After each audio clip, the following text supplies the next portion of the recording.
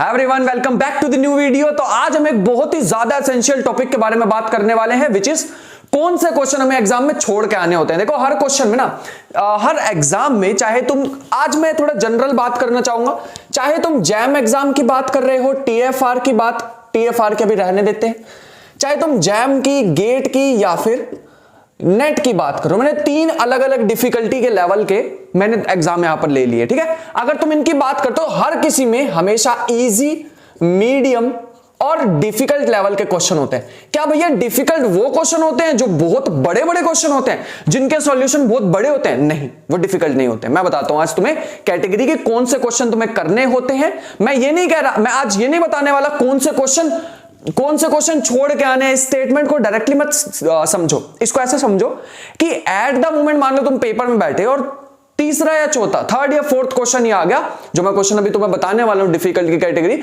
वो वाला क्वेश्चन तुम्हारे पास आ गया। क्या उसे तब करना है? नहीं करना, उसे एंड में करना है। मैं बताता हूं वो कैसे क्वेश्चन होते हैं और क्यों उसे स्टार्टिंग में नहीं करना, वो भी मैं रीजन बताऊंगा। सबसे पहले तो यार यही रीजन होता है, वही क्वेश्चन होते हैं जो फंसाते हैं, वही क्वेश्चन होते हैं जो टाइम कंज्यूम कराते हैं, तुम्हारा टाइम वेस्टेज वहीं पे ही होती है, जो कि हमें नहीं करना। टॉपर वो नहीं होते हैं जो सारा पेपर करके आते, नहीं। टॉपर वो होते हैं जो सही टाइम पे सही चीज करते हैं। पहले अच्छे अच्छे क्वेश्चन ढूंढे, इजी उसको निपटा लिया, मीडियम क्वेश्चन ढूंढे, फटाफट उसको निपटा लिया। फिर हमने देखा अच्छा डिफिकल्ट वाले के लिए मेरे पास अभी तो 1 घंटा पड़ा, फिर आराम से करेंगे एकदम, फिर कोई प्रेशर ही नहीं है, क्योंकि हमने कट ऑफ क्लियर कर लिया। हमें पता है 25 से 26 नंबर कट ऑफ जाती है, ठीक है, हो गई क्लियर। उसके बाद हमने देखा यार 40 नंबर मेरे मीडियम क्वेश्चन करके बन गए, अब मैं डिफिकल्ट पे जंप करता हूं। अब मेरे को वो जो टॉप की रैंक होती है उसके लिए लड़ना है, अब मुझे ऐसे ऐसे करना होता है। देखो कंपटीशन, हर कंपटीशन को क्लियर करने के लिए थोड़ी स्ट्रेटजी की जरूरत पड़ती है, वो स्ट्रेटजी आज मैं तुम्हें बताता हूं। इजी क्वेश्चन तो तुम्हें पता है डायरेक्ट फॉर्मूला बेस्ड होते हैं, डायरेक्ट फॉर्मूला बेस्ड। जैसे मान लो ग्रुप थ्योरी का तुम्हारे पास कोई क्वेश्चन आ गया, नंबर ऑफ सब ग्रुप्स बताओ, डायरेक्ट क्वेश्चन। तुम्हारे पास रैंक निकालने का कोई फॉर्मूला आ गया, डायरेक्ट क्वेश्चन। तुम्हें पूछ लिया बताओ ये 3 वेक्टर दे दिए, बताओ ये लीनियरली इंडिपेंडेंट है या लीनियरली डिपेंडेंट है, डायरेक्ट क्वेश्चन। तुम्हें कोई कॉन्टिन्यूटी डिफरेंशिएबिलिटी का क्वेश्चन दे दिया, 2D में दे दिया, 1D में दे दिया, तुम्हारे को ऐसे क्वेश्चन दे दिया, डायरेक्ट क्वेश्चन है ना, समझ गए। तुम्हें लाइबनिट्ज थ्योरम का क्वेश्चन दे दिया, डायरेक्ट क्वेश्चन। और ये मैं वो चीजें बता रहा हूं, और ये एक बार नोट भी कर सकते हैं, ये चीजें बहुत इंपॉर्टेंट होती हैं यार, इस पे हर एग्जाम में क्वेश्चंस बनते हैं। लाइबनिट्ज थ्योरम से तुम्हें क्वेश्चन दे दिया, ऐसे ऐसे क्वेश्चन मान लो तुम्हारे पास बनेंगे। दीज आर इजी क्वेश्चंस यार। हाँ, मीडियम क्वेश्चंस कौन से होते हैं भैया? मीडियम क्वेश्चन होते हैं जिनमें कैलकुलेशंस थोड़ी सी आ जाती। भैया कैलकुलेशन वाले कौन से होते हैं? देखो इतनी ज्यादा कैलकुलेशन नहीं होती है, लेकिन वो यार लेंथी थोड़े से हो जाते हैं, पूरा हमें सॉल्व करके देखना पड़ता है। विचार ओडीई के क्वेश्चन, ऑर्डिनरी डिफरेंशियल इक्वेशन के क्वेश्चन होते हैं, उसको यार हमें सॉल्व करके देखना पड़ता है, वो क्वेश्चन हमारे पास आते हैं इसमें, ठीक है। इंटीग्रल कैलकुलस के क्वेश्चन आ सकते हैं, डबल ट्रिपल इंटीग्रल। ये थोड़े से, मैं ये नहीं कह रहा कि ये मुश्किल होते, नहीं, मुश्किल थोड़ी होते हैं, ये तो थोड़े से लेंथी हो जाते हैं क्वेश्चन कभी कभी, बस, ठीक है। अब यहां पे हमारे पास आ जाता है कैलकुलेशन में, एक और भी आ जाता है, सम ऑफ सीरीज निकालना पड़ जाए तुम्हारे पास कभी। सम ऑफ सीरीज वाले क्वेश्चन भी अगर तुम देखोगे, वो भी थोड़े से टाइम कंज्यूमिंग होते हैं, मुश्किल नहीं होते हैं वो वाले क्वेश्चन। हाँ, प्रैक्टिस चाहिए होती है यार इन क्वेश्चन की प्रैक्टिस चाहिए होती है, फिर तुम जल्दी जल्दी कर लोगे, ठीक है। और भी इसमें बहुत सारी चीजें आ सकती है, मैं डिटेल में बताने जाऊंगा तो बहुत बड़ी वीडियो हो जाएगी, मैं टाइम नहीं वेस्ट करने वाला हूं बिल्कुल भी तुम्हारा। मेन आते हैं अपने मुद्दे पे कि डिफिकल्ट क्वेश्चन कौन से होते हैं। क्या भैया उसमें कैलकुलेशन बड़ी होती है? नहीं, होते छोटे ही हैं ये क्वेश्चन, लेकिन कभी कभी ये दो तरह के हो सकते हैं। एक होता है, अच्छा तीनों की सेम ही बात कर रहा हूं मैं, चाहे नेट की बात करो, गेट की बात करो या जैम की बात करो, इसमें ना हमारे पास या तो काउंटर एग्जांपल वाले क्वेश्चन होते हैं, मतलब तुम्हें ऑप्शन एलिमिनेट करने, लेकिन वो ऑप्शन एलिमिनेट ही नहीं कर पा रहे क्योंकि तुमने प्रैक्टिस ही इनफ नहीं की थी, तुमने हर एक टॉपिक में 100 क्वेश्चन नहीं किए थे, तो तुम्हें काउंटर एग्जांपल कैसे याद आएगा? मान लो मैं तुम्हारे को एक कोई भी क्वेश्चन देता हूं, which one of the following is true, और पहला लिख दिया ऐसा चीज बताओ जो कि पॉइंट वाइज कन्वर्जेंट है लेकिन यूनिफॉर्मली कन्वर्जेंट नहीं है। मेरे को पता है बहुत बेसिक सा है, लेकिन मान लो मैंने ऐसा दे दिया, तुम्हें मान लो काउंटर एग्जांपल ही नहीं याद आ रहा है एट द मोमेंट, कि ऐसा कौन सा फंक्शन लूं जो कि पॉइंट वाइज कन्वर्जेंट हो लेकिन यूनिफॉर्मली ना हो, या यूनिफॉर्मली हो तो और कोई प्रॉपर्टी ना फॉलो करता हो, तो ऐसे क्वेश्चन में डिफिकल्टी में डालता हूं। मतलब ये करने में डिफिकल्ट नहीं होते यार, लेकिन अगर तुम्हें एट द मोमेंट एग्जांपल ही नहीं याद आया, फिर काउंटर एग्जांपल वाले क्वेश्चन ये थोड़े से डिफिकल्ट में आते हैं। और दूसरा होते हैं हमारे पास एक काउंटर एग्जांपल वाले क्वेश्चन होते हैं, एक होते हैं जिसमें तुम्हें क्या करना होता है, कंसीडर करने पड़ते हैं फंक्शंस, कंसीडर अ फंक्शन और मैट्रिसेस और वेक्टर्स। मतलब लगभग दोनों सेमी कैटेगरी लग रही होंगी, लेकिन ये ऑप्शन एलिमिनेशन वाले क्वेश्चन होते हैं, ये क्वेश्चन वो होते हैं जिसमें तुम्हें कंसीडर करनी पड़ती है चीज कि यार एक फंक्शन मान के चलते हैं, इसके थ्रू मैं सारे ऑप्शंस को चेक करूंगा। ये तो काउंटर एग्जांपल है। ये हमारे पास तब यूज करते हैं जब मान लो तुम्हें ऑप्शन दिख रहे हैं और तुम्हें उन्हें एलिमिनेट करना है। ये क्या होता है, इसमें एक तुम फंक्शन खुद से मान के चलोगे, फिर उसके अकॉर्डिंग पहले तुम्हें क्वेश्चन में कुछ कंडीशन दी होंगी कि मान लो summation an is equal to 0 दे रखा है, an हमारे पास एक मान लो कन्वर्जेंट है बट नॉट एब्सोल्युटली कन्वर्जेंट। अरे यार तुम बाकी का क्वेश्चन कैसे कर पाओगे अगर तुम्हें कोई ऐसी सीरीज ही नहीं पता होगी। तो मैंने क्या किया, एक सीरीज मान ली 0 1 -1 1/2 -1/2 1/3 -1/3 अप टू सोन। मैंने एक सीक्वेंस मान ली फॉर एग्जांपल। मुझे पता अगर मैं इसका पूरा सम करूंगा तो 0 आएगा, सारी प्रॉपर्टीज को सेटिस्फाई भी करता है। तो ये एग्जांपल लेके मेरे को चलना पड़ेगा, समझ रहे हो, ये एग्जांपल मेरे को लेके चलना पड़ेगा। मैं ये नहीं कह रहा कि ये भैया हो ही नहीं पाएंगे तुमसे और ये छोड़ के ही आने, ऐसे थोड़ी होता है, छोड़ के क्यों आने। मैं तो ये कह रहा हूं ये सोचने में थोड़ा सा टाइम लगेगा। अगर लेकिन तुमने बहुत सारी प्रैक्टिस कर रखी है, तो ये कर सकते हो तुम क्वेश्चन। लेकिन फिर भी मैं चाहूंगा इसको एंड में करा करो। एंड में हमारे पास उतना दिमाग में प्रेशर भी नहीं होता, फिर दिमाग में याद आनी स्टार्ट हो जाती है चीजें।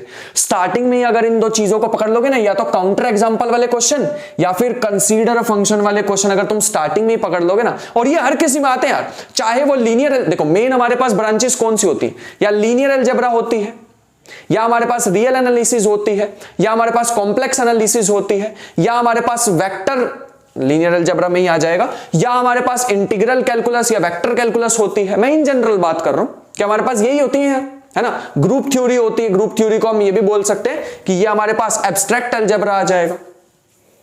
ये मेजर तो यही होती है ना ब्रांचेस।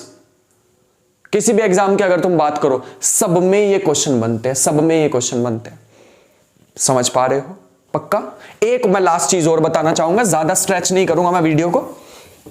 वो हमारे पास बात काफी ज्यादा इंपॉर्टेंट है, जो कि क्या है, तीसरी कैटेगरी में डिफिकल्ट नहीं कहूंगा इनको, बट यार ये टाइम कंज्यूमिंग होंगे। मैं यहां पे डिफिकल्ट के साथ ना एक, अगर तुम मिस इंटरप्रेट ना करो, मैं ऐसा चाहता हूं, तो यहां पे एक और चीज लिख लेना, टाइम कंज्यूमिंग।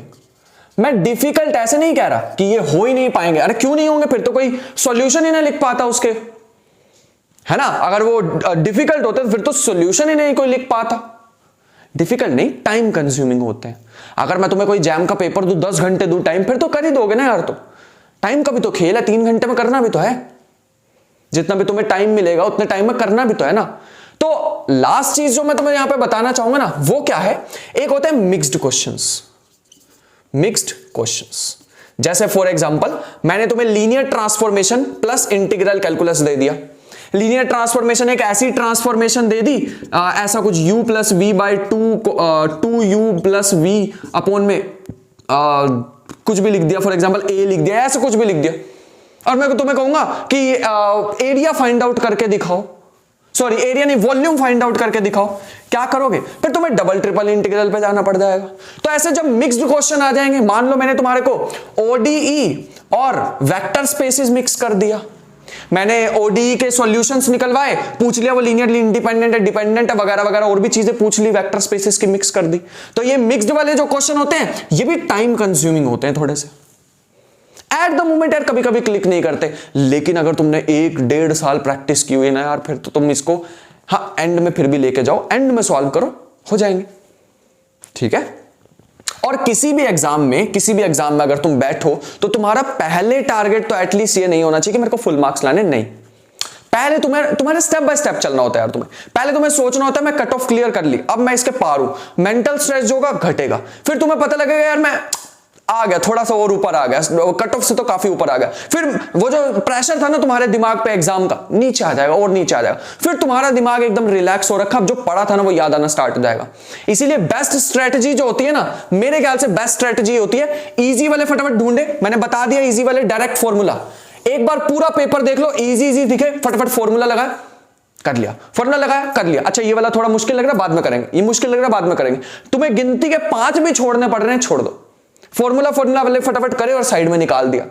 फटाफट देखे भैया ये मेरे पास एमसीक्यू में सही हो रहे हैं, एमएसक्यू में ये वाले मेरे डायरेक्ट फॉर्मूला वाले थे और एनएटी में भी डायरेक्ट फॉर्मूला वाले थे, वो फटाफट निपटा लिए। उसके बाद ये वाले तुमने मिक्स मीडियम वाले क्वेश्चन देखे, मीडियम वाले मैंने बता दिया थोड़े से लेंथी होते हैं बट हो जाते हैं हमसे, ठीक है। फिर उसके बाद ये वाले फिर भी थोड़े कम टाइम कंज्यूमिंग होते हैं, क्योंकि ये भी हमें पता होता है ये स्टेप करने हमें। जैसे मान लो ओडी का मैं सिंगल कोई क्वेश्चन तुम्हें दे दूं और वो मान लो कोई